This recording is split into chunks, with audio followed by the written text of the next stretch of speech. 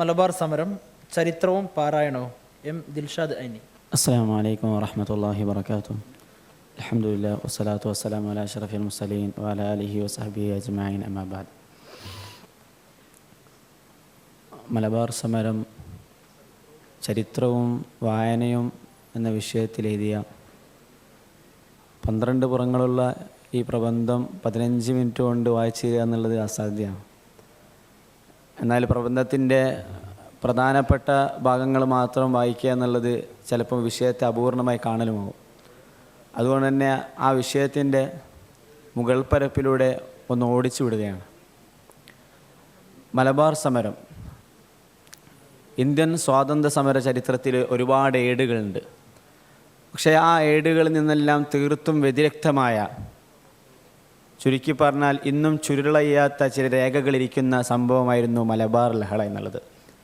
Indian സ്വാതന്ത്ര്യ സമരത്തിലെ സംഭവങ്ങളെ നമ്മൾ ജാലിയൻ വാലാബാഗ് എന്ന് വിളിക്കാറുണ്ട്, വാഗൺ ട്രാജഡി എന്ന് വിളിക്കാറുണ്ട്, കിറ്റ് ഇന്ത്യ എന്നൊക്കെ വിളിക്കാറുണ്ട്. പക്ഷേ നമ്മൾ വാഗൺ ട്രാജഡിക്ക് വേറൊരു പേര് സാധാരണ നൽകാറില്ല. ജാലിയൻ വാലാബാഗിന് അതല്ലാത്ത വേറൊരു പേര് നമ്മൾ നൽകാറില്ല. എന്നാൽ നമ്മളിന്ന് ഉപയോഗിക്കുന്ന ഇന്നത്തെ വിഷയമായ മലബാർ സമരത്തെ ചില ആളുകൾ മലബാർ ലഹള എന്ന് വിളിക്കുന്നു, ചില ആളുകൾ മലബാർ കലാപം എന്ന് വിളിക്കുന്നു, മറ്റു ചില ആളുകൾ മലബാർ ലഹള എന്ന് വിളിക്കുന്നു.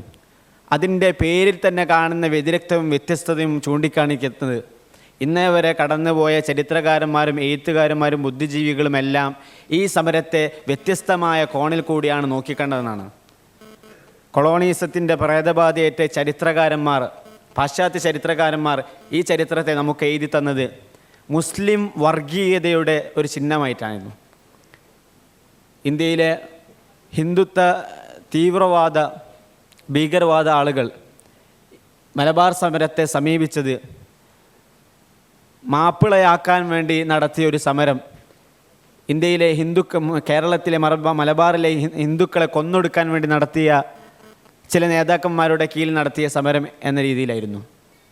എന്നാൽ ഇടതുപക്ഷ ചിന്തകന്മാർ ഈ സമരത്തെ സമീപിച്ചത് കർഷക സമരം എന്നൊരു രീതിയിൽ കൂടിയായിരുന്നു.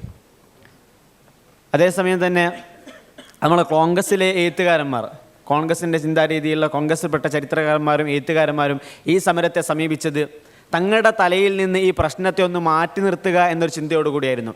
അതായത് ഖിലാഫത്ത് പ്രസ്ഥാനം ഞങ്ങളുടെ കൂടെയുള്ള ആളുകളായിരുന്നു, എന്നാൽ സമരത്തിൻ്റെ ചില സന്ദർഭങ്ങളിൽ കോൺഗ്രസിൻ്റെ പ്രഖ്യാപിത ലക്ഷ്യമായ അഹിംസയിൽ നിന്നും അനാക്രമണത്തിൽ നിന്നും അത് തെന്നിപ്പോയി എന്നതിൻ്റെ പേരിൽ തങ്ങളുടെ തലയിൽ നിന്ന് അതിനെ മാറ്റി നിർത്തിക്കൊണ്ട് അത് കലാപമായിരുന്നു, വർഗീയ ലഹളയായിരുന്നു എന്ന് കോൺഗ്രസിൻ്റെ എഴുത്തുകാരന്മാർ മുദ്രകുത്തുകയുണ്ടായി.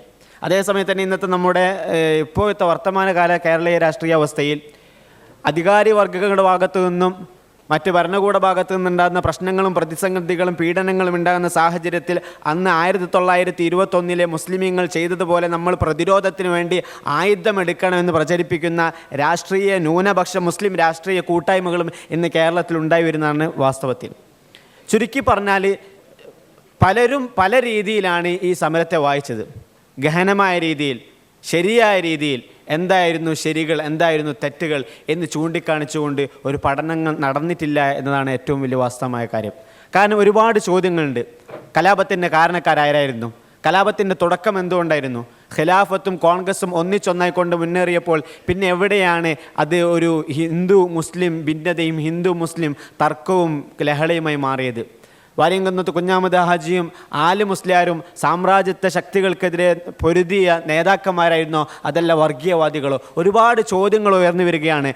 മലബാർ ലഹളയിൽ സംഭവിച്ചു എന്ന് പറയുന്ന മതപരിവർത്തനത്തിൻ്റെ കഥകൾ ശരിയോ തെറ്റോ? ചോദ്യങ്ങൾ ഒരുപാടാണ്. അതിൻ്റെ ഉത്തരങ്ങൾ നമ്മൾ കണ്ടെത്തുക തന്നെ ചെയ്യണം. എന്തുകൊണ്ടെന്ന് വെച്ചാൽ അന്ന് മലബാർ ലഹളയുടെ സന്ദർഭത്തിൽ കേരളത്തിലെ ഹിന്ദുക്കളും മുസ്ലിമീങ്ങളും തമ്മിലടിച്ചെങ്കിൽ ആ ചരിത്രത്തിൻ്റെ പിന്നാമ്പുറങ്ങൾ പരിശോധിച്ചുകൊണ്ടുള്ള തർക്കങ്ങളും ഭിന്നതകളും ഇന്നും നടന്നുകൊണ്ടിരിക്കുന്നുണ്ടാണ് വാസ്തവത്തിൽ. ആ സമരത്തിൻ്റെ കാരണക്കാരായിരുന്നു, ആ സമരം ലഹള എന്തുകൊണ്ടുണ്ടായി എന്നതിൻ്റെ കാരണങ്ങൾ ചിക്കിപ്പരതിക്കൊണ്ട് അതിൻ്റെ പേരിലുണ്ടായ തർക്കങ്ങൾ ഇന്നും കേരളത്തിലെ ഹൈന്ദവർക്കിടയിലും മുസ്ലിമുകൾക്കിടയിലും ബാക്കിയാകുന്നുണ്ട്. ഈ ഒരു സന്ദർഭത്തിൽ ഇതിൻ്റെ യഥാർത്ഥ ചരിത്രം നമ്മൾ മനസ്സിലാക്കേണ്ടതുണ്ട്. എന്തായിരുന്നു സംഭവിച്ചത്? അരിസ്റ്റോട്ടിൽ പറഞ്ഞതുപോലെ കലാപം എന്നുള്ളത് ഒരു സുപ്രഭാതത്തിൽ പൊട്ടിപ്പുറപ്പെടുന്നതല്ല, മറിച്ച് ഒരുപാട് കാലത്തെ ചരിത്രത്തിലൂടെ മനുഷ്യൻ്റെ മനസ്സിലുണ്ടാകുന്ന ചിന്തകളിലൂടെയാണ് ഒരു കലാപം പൊട്ടിപ്പുറപ്പെടുന്നത്. 1921 മലബാർ സമരവും രൂപപ്പെടുന്നത് ആ ഒരു രീതിയിൽ കൂടിയായിരുന്നു. വാസ്കോഡ ഗാമ കേരളത്തിലേക്ക് കടന്നു വന്നത് മുതൽ അതിൻ്റെ ചരിത്രം ആരംഭിക്കുന്നതെന്ന് നമുക്കറിയാം. ചുരുക്കി പറഞ്ഞാൽ കേരളത്തിലുള്ള മുസ്ലിമീങ്ങൾ വാസ്കോഡ ഗാമ വന്ന സമയത്ത് അതിനെ പ്രതിരോധിക്കാൻ വേണ്ടി കാളി മുഹമ്മദിൻ്റെ സമരാഹ്വാനത്തിൽ നിന്ന് പ്രേരിതരായിക്കൊണ്ട് സാമൂതിരിയുടെ കൂടെ ചേർന്ന് യുദ്ധം ചെയ്തു. അന്ന് സമ്പന്നരായിരുന്ന മലബാറിലെ തീരദേശ പ്രദേശങ്ങളിൽ ഒരുപാട് വൈദേശിക കച്ചവടങ്ങൾ നടത്തിയിരുന്ന മുസ്ലിമീങ്ങൾ യുദ്ധാനന്തരം പാപ്പരായി തീർന്നു. അവർ സാമ്പത്തികമായി, സാമൂഹികമായി, മാനസികമായി തകർന്നു. അവരെ സംബന്ധിച്ചിടത്തോളം പട്ടണങ്ങളിൽ നിന്ന്, ടൗണുകളിൽ നിന്ന്, തീരദേശങ്ങളിൽ നിന്ന് കച്ചവടവും എല്ലാം ഉപേക്ഷിച്ചുകൊണ്ട് കേരളത്തിൻ്റെ ഗ്രാമപ്രാന്തങ്ങളിലേക്ക് അവർ മാറി. പിന്നീട് ഗ്രാമപ്രാന്തങ്ങളിലുള്ള ജന്മിമാരുടെയും പ്രഭുക്കന്മാരുടെയും അവരുടെ പാടങ്ങളിൽ തൊഴിലെടുക്കുന്ന കർഷകരായി മലബാറിലെ മാപ്പിളമായി മാറുകയുണ്ടായി.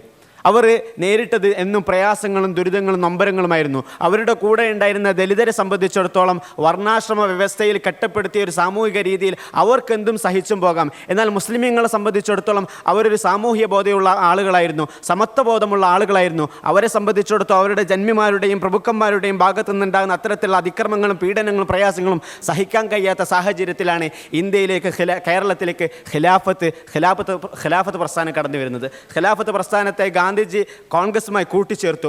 അന്നേ വരെ കോൺഗ്രസ് ചില ജഡ്ജിമാരുടെയും വക്കീലുമാരുടെയും മാത്രമുള്ള ഒരു സംഘടനയായിരുന്നു. എന്നാൽ ഖിലാഫത്തിനെയും കോൺഗ്രസിനെയും കൂട്ടിച്ചേർക്കുന്നതോടെ ഒരു പൊതുജനങ്ങൾ മുഴുവൻ ജനങ്ങളും പങ്കെടുത്തുകൊണ്ടുള്ള വലിയൊരു കൂട്ടായ്മയായി അതിന് മാറി. അതിൻ്റെ ഏറ്റവും വലിയ തെളിവായിരുന്നു 1920 മഞ്ചേരിയിൽ വെച്ച് നടന്ന സമ്മേളനം. ആ സമ്മേളനത്തെക്കുറിച്ച് കെ മാധവൻ നായർ പറയുന്നത്, ഞാൻ അന്നേ വരെ കണ്ടതിൽ വെച്ച് ഏറ്റവും വലിയ കോൺഗ്രസിൻ്റെ സമ്മേളനമായിരുന്നു അത്. എന്തു വെച്ചാൽ ഹിന്ദുക്കളും മുസ്ലിമീങ്ങളും ക്രിസ്ത്യരും താഴ്ന്നവരും ദലിതനും പ്രഭുക്കന്മാരും ജന്മികളും എല്ലാം പങ്കെടുത്തിരുന്ന ഒരു സമരമായിരുന്നു അത്.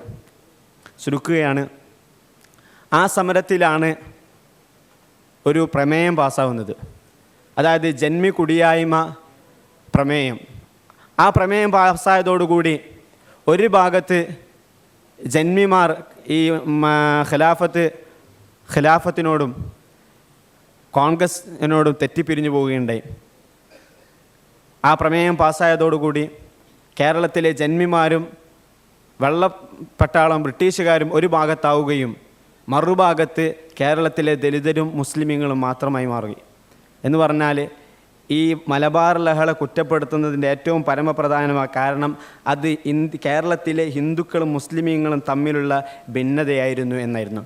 എന്നാൽ സമയം ആയതിൻ്റെ പേരിൽ ഞാൻ ഈ പോയിന്റിൽ അവസാനിപ്പിക്കുകയാണ്. യഥാർത്ഥത്തിൽ സമരം മുസ്ലിമീങ്ങളും ഹിന്ദുക്കളും തമ്മിലല്ലായിരുന്ന, മറിച്ച് പാവങ്ങളായ മുസ്ലിമീങ്ങളും ദലിതരും ഒരു ഭാഗത്ത്, മറുഭാഗത്ത് ജന്മികളും പ്രഭുക്കന്മാരും തറവാടികളുമായ ചില ഹിന്ദു കുടുംബത്തിലെ വലിയ ആളുകളും അവരോടൊപ്പം വെള്ളപ്പട്ടാളക്കാരും. ഇവർ തമ്മിൽ നടന്ന യുദ്ധമായിരുന്നു, ഇവർ തമ്മിൽ നടന്ന സംഘട്ടനമായിരുന്നു മലബാർ ലഹള എന്ന് പറഞ്ഞ് അവസാനിപ്പിക്കുന്നു. അസ്സലാമു അലൈക്കും വറഹ്മത്തുള്ളാഹി വബറകാതുഹു.